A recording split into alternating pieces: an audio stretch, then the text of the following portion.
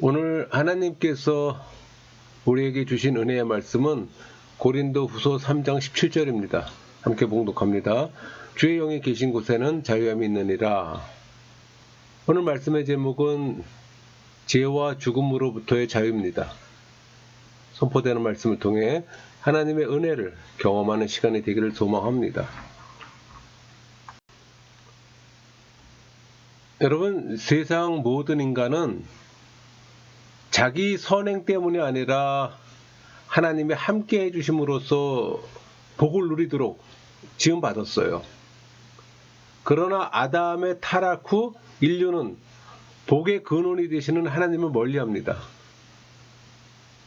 이제 그들이 스스로 선하게 살고자 하는 이 의지가 깨진 거울이 된 겁니다.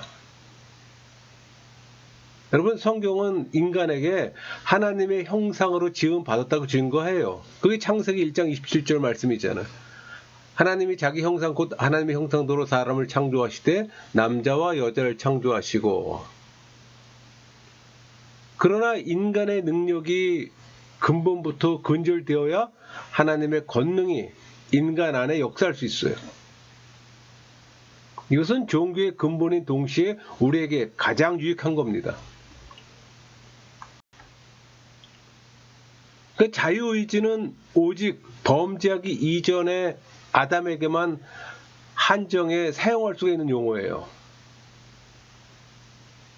그 모든 사람이 지금 자유의지라는 단어를 사용하는데 그게 잘못된 거예요. 그 아담은 선악과를 따먹는 죄를 범하지 않을 수 있었고, 또 불순종해 선악과를 따먹는 죄를 범할 수도 있었던 겁니다. 따라서 아담은 하나님이 인정하는 선이나 악을 임의대로 선택할 수 있는 의지를 가지고 있었던 겁니다.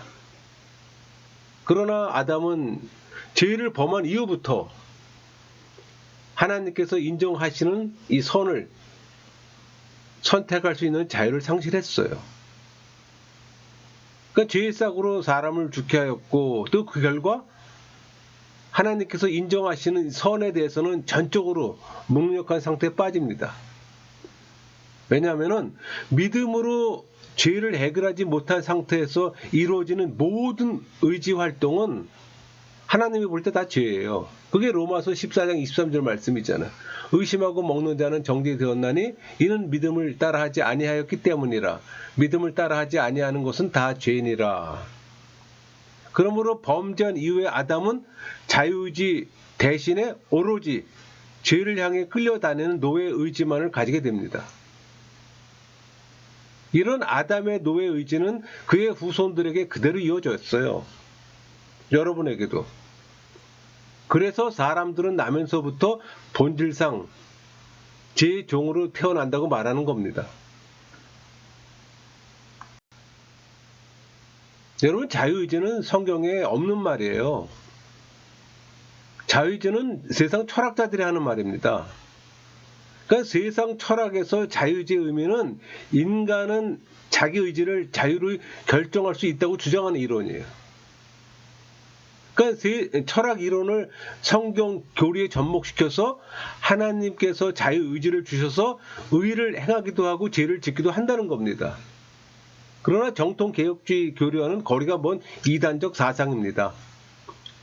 정통 개혁주의에서는 자유의지란 말 사용하지 않아요. 정통 교리가 없는 이단적 사상을 갖고 있는 사람들이 이 단어를 사용하는 거지. 여러분, 목회자들이 자유의지를 운운하는 것 자체는 정통 개혁주의하고는 거리가 먼 겁니다. 그 사람들은 의를 행하기도 하고 죄를 행하기도 해요.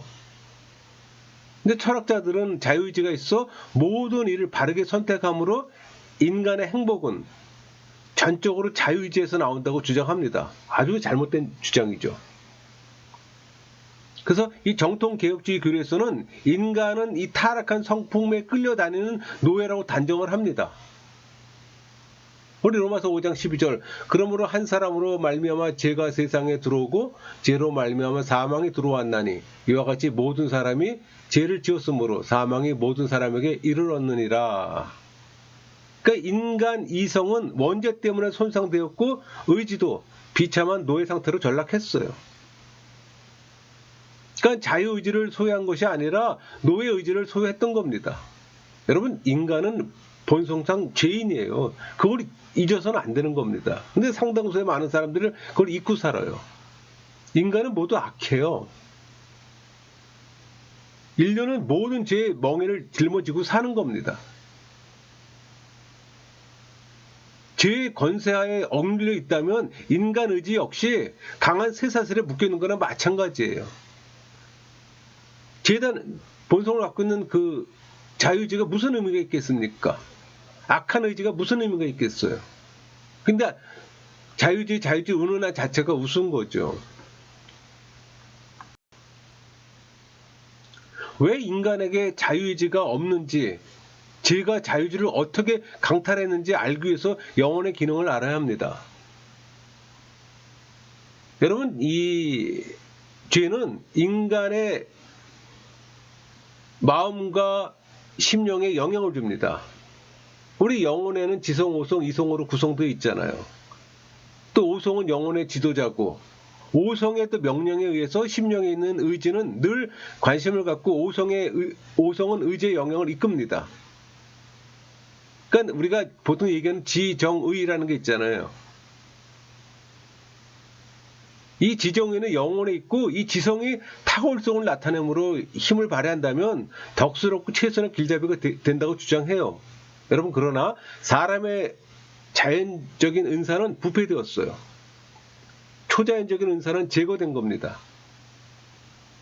어떤 애는 우리의 일은 우리가 행하고 나머지는 하나님께서 하실 거라고 주장합니다. 이렇게 인간의 의지를 강조해요. 그러나 이는 인간의 게으름을 말하고 있는 것과 마찬가지입니다.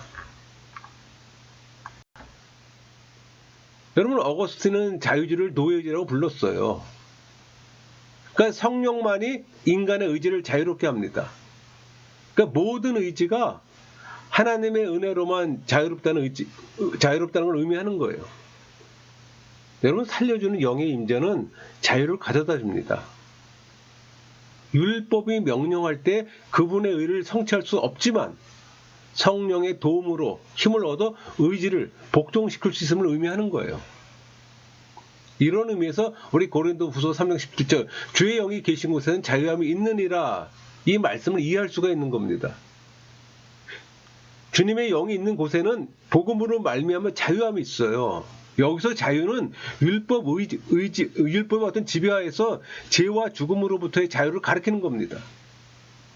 여러분, 신앙인들은 정죄와 구속의 율법으로부터 벗어나 자유를 얻는데 이 자유는 확신과 담대함을 주는 자유예요. 내가 그냥 내 스스로 느끼는 그런 걸 말하는 게 아니에요. 성령이 주시는 담대함과 확신을 주는 자유입니다. 근본적으로 다르죠. 자유의 의미가. 그러니까 인간의 의지는 자유롭지만 자유롭지 못해요. 그러나 하나님의 은혜로만 죄로부터 자유롭다고 말할 수가 있는 겁니다. 그러니까 불신자나 종교인에게는 전혀 해당되지 않는 사항이에요. 그래서 성령 세례를 받아야 하는 겁니다.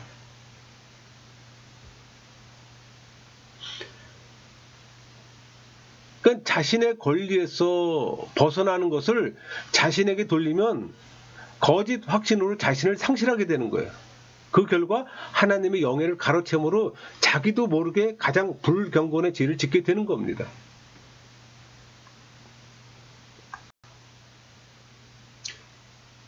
여러분, 자연적 은사들은 죄로 말미암아 부패했잖아요. 그 초자연적 은사들은 자신에게서 벗겨진 겁니다. 여기서 초자연적 은사란 예수의 믿음과 그리스도의 의를 의미하는 거예요. 그것으로 천국의 삶과 영생을 얻게 하는 겁니다. 우리 요한복음 1장 5절 빛이 어둠에 빛이 돼 어둠이 깨닫지 못하더라. 이 말씀을 이해할 수가 있는 겁니다.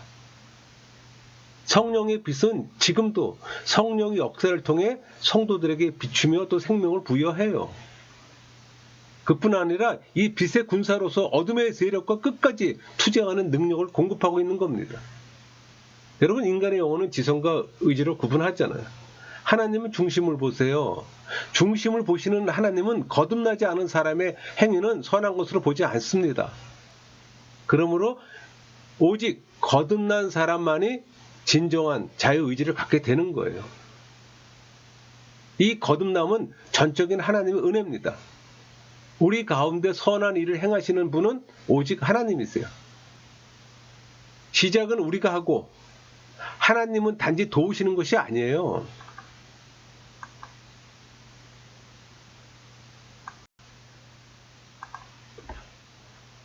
우리 타락 후 인간에게 생리적으로 부여지는 자유의지는 단지 노예의지에 불과합니다. 여러분 꼭 기억해야 합니다. 이 노예의지는 제 종으로서 자연 이성의 이 분별력의 의지에 일을 행하고자 하는 뜻이나 의향을 의미하는 겁니다. 반면에 자유의지는 하나님의 은총으로 말미암아 하나님 보시기에 선을 행할 의지를 그걸 의미하는 거예요. 그래서 어거스틴이 말했듯이 자유의지는 하나님의 은혜에 의해서 자유롭게 된 의지를 말하는 겁니다. 불신자에게는 전혀 해당되질 않죠. 이 자유의지는 노예의 의지가 아니라 하나님의 백성만이 가지는 양자의 의지입니다. 우리 로마서 6장 18절 죄로부터 해방되어 의에게 종이 되었느니라.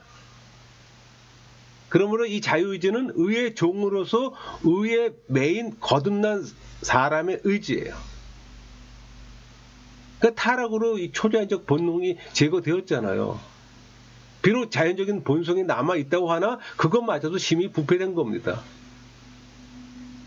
그런 기형적인 자녀로는 영적인 분별력을 전혀 발휘할 수가 없는 거예요. 그래서 성령 세례 받지 못한 사람들은 영적인 분별력을 가질 수가 없는 겁니다. 세상적인 분별력을 가질 수가 있죠. 경험이나 지식을 통해서 가질 수 있는 분별력이 일반적인 분별력이에요. 그러나 영적인 분별력하고는 분명히 구분이 되는 겁니다. 여러분, 우리에게는 지상의 것들과 하늘의 것들이 존재해요. 그러니까 지상의 것은 현재의 삶과 관련성을 갖고 있고 그 영역 내에 제한되어 있습니다. 여긴 불신자도 모두 해당되겠죠. 그러나 이 하늘의 것들은 하나님에 대한 지식이나 뭐 참된 의를 위한 방법이나 하나님의 신비를 하나님 나라 어떤 그 신비들을 말하는 겁니다. 그러니까 인간의 이성은 동물과 구별됨을 알게 되는 거예요. 우리 히브리서 9장 24절 그리스도께서는 참것의 그림된 소로로 만든 성소에 들어가지 아니하시고 바로 그 하늘에 들어가사 이제 우리를 위하여 하나님 앞에 나타나시고. 그러니까 지상의 성소는 하나님의 실체를 보여주는 그림자에 불과합니다. 예수님은 하늘 성소에 들어가셨어요. 그래서 예수님의 제자인 여러분은 하늘의 것에 관심을 갖고 영적 통찰력을 가져야 하는 겁니다.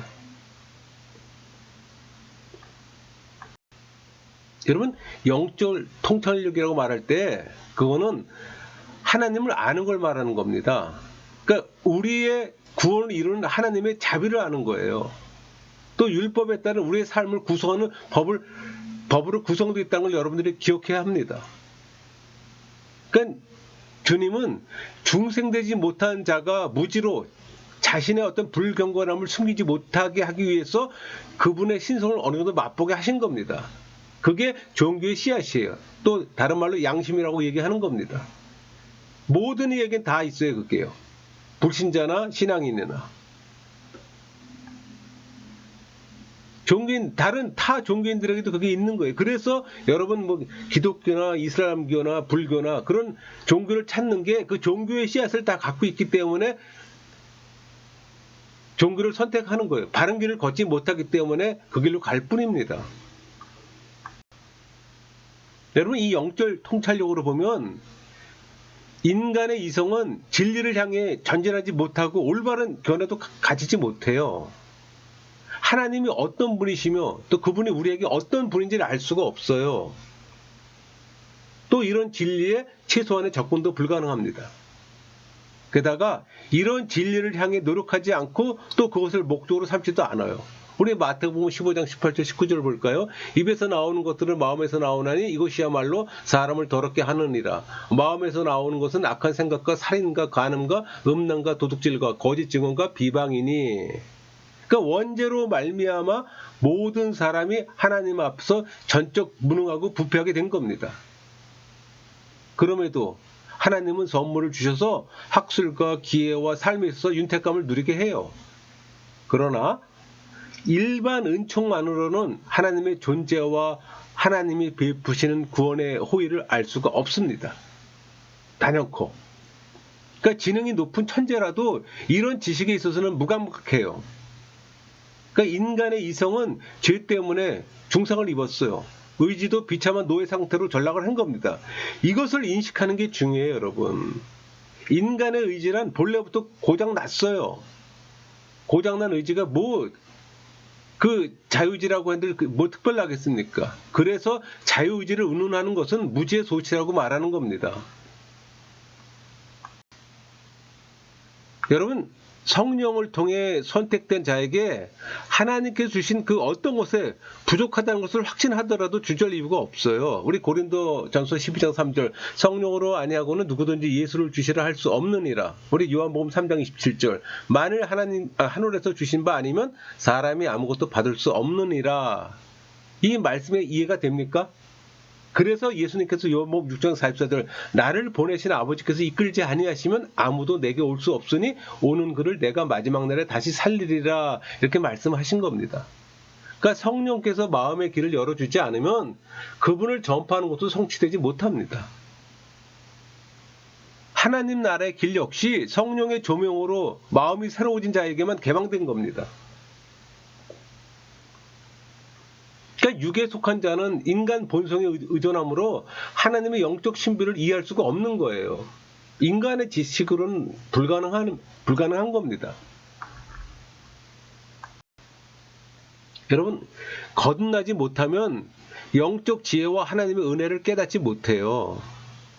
영적인 일은 오직 영적으로만 분별됩니다. 우리 고린도전서 2장 14절 그 말씀 있잖아요.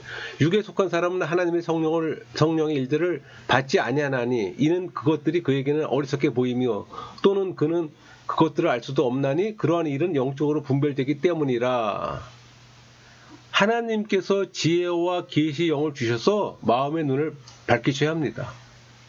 성령이라는 이 내면적 교사의 어떤 특별한 조명이 있어야 좋은 선물을 볼 수가 있는 거예요. 우리 에베소 1장 17절 18절 말씀처럼 우리 주 예수 그리스도 하나님 영광의 하나님께서 지혜와 계시의 영을 너희에게 주사 하나님을 알게 하시고 너의 마음의 눈을 밝히사 그의 부르심의 소망이 무엇이며 성도 안에서 그 기업의 영광이 풍성함이 무엇이며. 그러니까 하나님은 예수님을 통해 보혜사 성령을 부어주심으로써 우리에게 깨닫는 이 마음과 보는 눈과 듣는 길을 주신 거예요. 그러므로 스스로 알 수 있다고 하는 자는 자신의 무지를 알지 못함으로 더 무지해지는 겁니다. 여러분, 하나님은 불신자에게도 양심의 자연법을 새겨주셨어요. 무지에서 죄를 짓게 되었다고 변명할 수 없게 하신 겁니다. 그 로마서 1장 20절 말씀이 있잖아요. 창세로부터 그의 보이지 않은 것들 곧 그의 영원하신 능력과 신성이 그가 만드신 만물에 분명히 보여 알려졌나니 그러므로 그들이 핑계하지 못할지니라. 그러나 자연 지식으로는 구원의 지식에 이를 수가 없어요. 그 말은 죄를 내면적으로 억제하나 내면 자체를 정결하게 하지 못한다는 의미입니다. 왜? 자연의 빛은 그 자체로는 이 은혜의 시면에 들어가기도 전에 꺼져버리기 때문이에요. 하나님의 존재와 그분의 어떠하심을 알 수 없는데 하물며 어찌 그분 앞에 선을 행할 의지를 스스로 가질 수가 있을까요? 택도 없는 얘기입니다. 인간의 의지가 노예 상태라는 걸 인정해야 합니다. 사람이 자유의지를 인정하게 되면 성경은 모두 거짓말이에요. 하나님의 영광을 무너져버리고 사람은 더 교만해집니다. 우리 창세기 3장 5절 말씀 보세요. 너희가 그것을 먹는 날에는 너희 눈이 밝아져 하나님과 같이 되어 선악을 알 줄 하나님의 아심이니라 이렇게 증거하잖아요. 여러분, 성령이 함께하지 않는 한 인간의 자유의지는 악의 도구일 뿐입니다. 옛 의지를 의지하지 말고 새로운 의지를 덧입혀야 되는 거예요. 감정, 의지, 이성 모두가 노예 상태입니다. 부패된 상태예요. 자유의지를 알려면 인간의 영혼을 알아야 합니다. 육체, 지성, 양심, 감정, 의지 모두가 인간론적 요소인데 특히 의지가 가장 중요해요. 하나님의 보편적인 것에 의해 인간은 동물과 구별될 수밖에 없는 하나님의 형상의 흔적을 지니고 있다고 말하는 겁니다. 여러분, 인간의 영혼에는 오성과 의지가 있잖아요. 오성은 선한 분별력, 사물을 이해하고 판단하는 능력, 그러나 의지는 그것을 실천할 수 있는 능력이에요. 그 죄 아래에 있는 인간의 오성은 하늘에 관해서는 전부 죽어버린 겁니다. 무능력해요. 타락한 이성의 힘으로는 하나님을 알려는 것도 불가능합니다. 그래서 불신자들이나 종교인들이 하나님을 제대로 알지 못하는 이유가 바로 그거예요. 그 죄 아래에 있는 인간의 이성은 바르게 인도할 수가 없어요. 이성이 생각하고 계획하는 것은 모두 악할 뿐입니다. 창세기 6장 5절 보세요. 여호와께서 사람의 죄악이 세상에 가득함과 그의 마음으로 생각하는 모든 계획이 항상 악할 뿐임을 보시고 이렇게 증거하잖아요. 그러니까 죄로 인해 이성은 타락했지만 하나님은 여전히 인간성 안에 엄청난 선물을 남겨주셨어요. 그러나 인간의 이성이 근본적으로 부패했다는 사실만을 잊어서는 안 됩니다. 하나님 형상의 흔적을 지니고 있어요. 이것은 엄청난 선물이고 은혜입니다. 하나님을 아는 지식은 특별 은총이에요. 땅의 일을 아는 지식은 일반 은총입니다. 그래서 시편 기자가 기도한 것처럼 우리는 날마다 성령이 주시는 새로운 이해력을 구해야 하는 겁니다. 왜? 우리의 이성, 의지가 모두 부패되어 있기 때문에 성령의 도움 없이는 그 부패된 이성이나 의지가 온전히 회복될 수가 없는 거예요. 그런데도 여러분이 하나님에게 매달리지 않고 하나님에게 의지하지 않고 세상을 살아간다? 그건 철저하게 불신자의 삶이죠.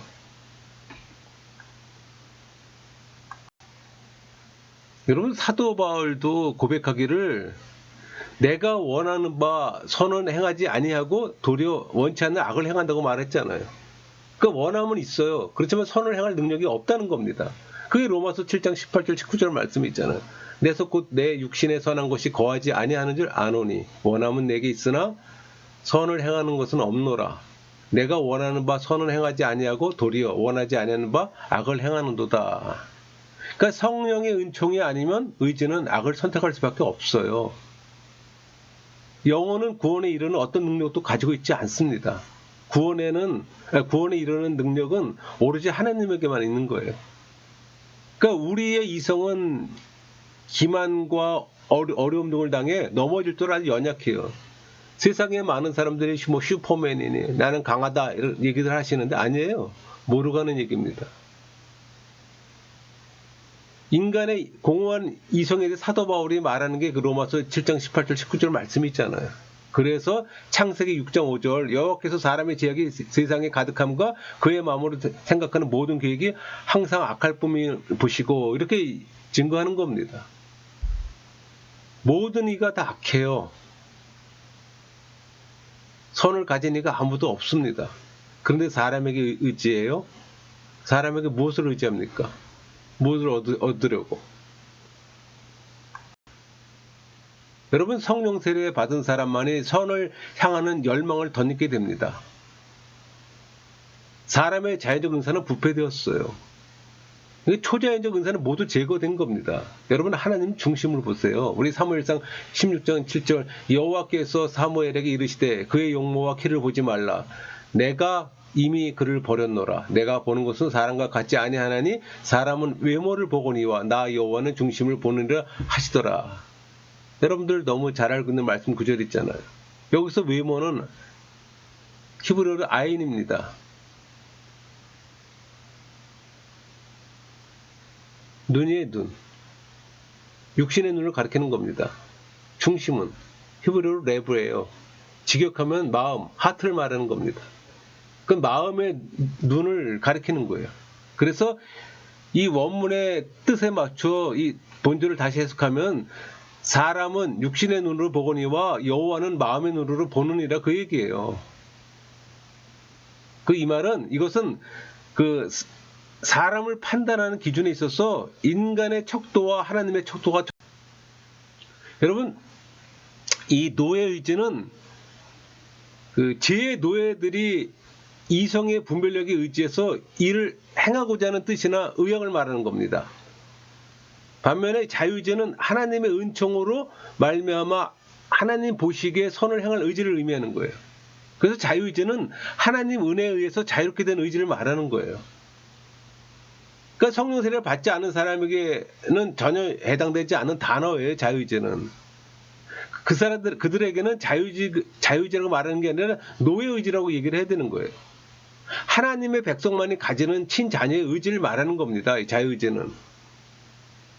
그러므로 이 자유의지는 그리스도에 의해 매인 거듭난 사람의 의지라고 말할 수가 있는 거예요. 왜? 자유의지는 은혜를 통해서만 세워지기 때문에.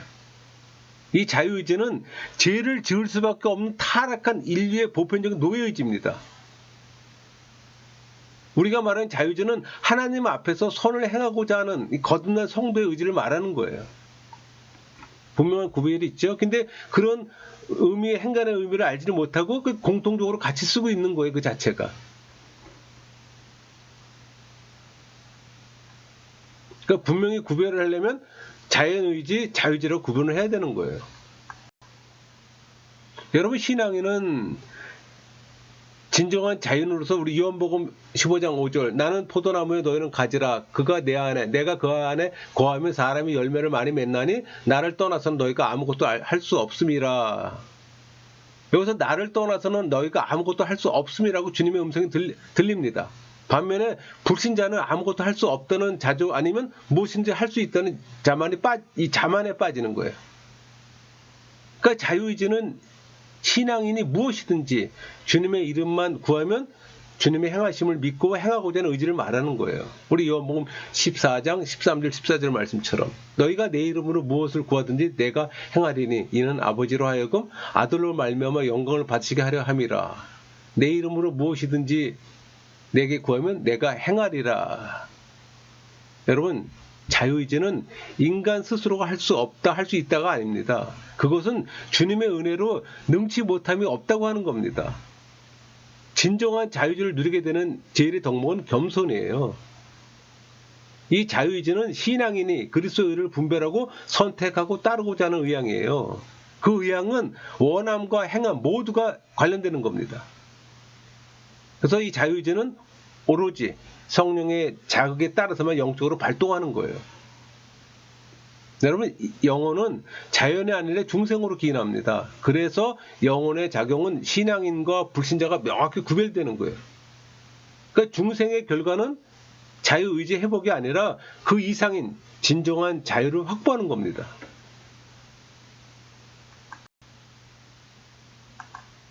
여러분, 하나님은 신앙인에게 선을 행할 자유를 주시지만 그것이 능력을 부여하는 건 아니에요.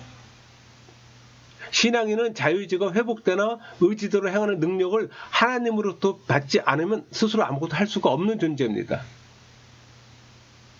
하나님은 우리가 그분의 뜻대로 살도록 명령하심으로 우리가 그분께 마땅히 구별해야 할 것이 무엇인지 알려주세요. 그러니까 하나님의 명령은 늘 우리의 능력의 척도가 되는 건 아닙니다. 주님은 우리가 행할 만한 일만 명령하시는 것도 아니에요. 오히려 우리의 무능을 깨닫고 하나님을 의지하도록 만들기 위해서 우리가 할 수 없는 것을 율법으로 명령하시는 거예요. 그러나 여기에 달콤함이 있어요. 하나님은 우리가 할 수 없는 것조차 명령하셔서 스스로의 은혜의 약속을 이루십니다. 그게 신명기 30장 11절에서 14절까지 말씀이 있잖아요. 내가 오늘 네게 명령한 이 명령은 네게 어려운 것도 아니요 먼 것도 아니라 하늘에 있는 것이 아니니 내가 이르기를 누가 우리를 위하여 하늘에 올라가 그의 명령을 우리에게로 가지고 와서 우리에게 들려 행하게 하려 할 것이 아니요 이것이 바다 밖에 있는 것이 아니니 내가 이르기를 누가 우리를 위하여 바다를 건너가서 그의 명령을 우리에게 가지고 와서 우리에게 들려 행하게 하려 할 것도 아니니라. 오직 그 말씀이 내게 매우 가까워서 내 입에 있으면 내 마음에 있는즉 내가 이를 행할 수 있느니라. 그래서 신앙인은 항상 말씀을 가까이 하며 듣고 읽고 묵상하는 겁니다. 그래야 마음에 품고 행할 수가 있는 거예요. 그런데 말씀을 멀리한다? 그럼 정반대의 길을 걷는 거죠. 만약 하나님의 은혜 없이도 인간이 선을 선한 활동을 할 수 있다면, 우리 고린도후서 3장 5절, 우리가 무슨 일이든지 우리에게서 난 것 같이 스스로 만족할 것이 아니니, 이렇게 선언한 사도가 뭐라고 말할까요? 또 우리 창세기 8장 21절, 여기 보면 여호와께서 그 향기를 받으시고 그 중심에 이르시되 내가 다시는 사람으로 말미암아 땅을 저주하지 아니하니 이는 사람의 마음이 계획하는 바가 어려서부터 악함이라. 이 말씀에 뭐라고 답변할 수 있을까요? 여러분, 우리가 말할 수 있는 것은 죄의 지배 아래 놓여 있으면 우리의 의지는 항상 가장 강력한 끈으로 묶여 있다는 겁니다. 그래서 우리의 의지가 성령의 은혜보다 선행한다면, 우리 빌립보서 3장 2장 13절 말씀, 너희 안에 행하시는 이는 하나님이시니 자기의 깊으신 뜻을 위하여 너희에게 소원을 두고 행하게 하시나니, 이 말씀을 이해할 수가 없었을 겁니다. 하나님을 떠난 인류는 전적으로 무능하고 부패해서 죄를 짓고자 하는 악한 의지밖에 가질 수가 없는 거예요. 그래서 죄의 지배 아래 놓여있는 죄인들은 하나님을 기쁘게 할 일을 행할 의지를 상실했다는 겁니다.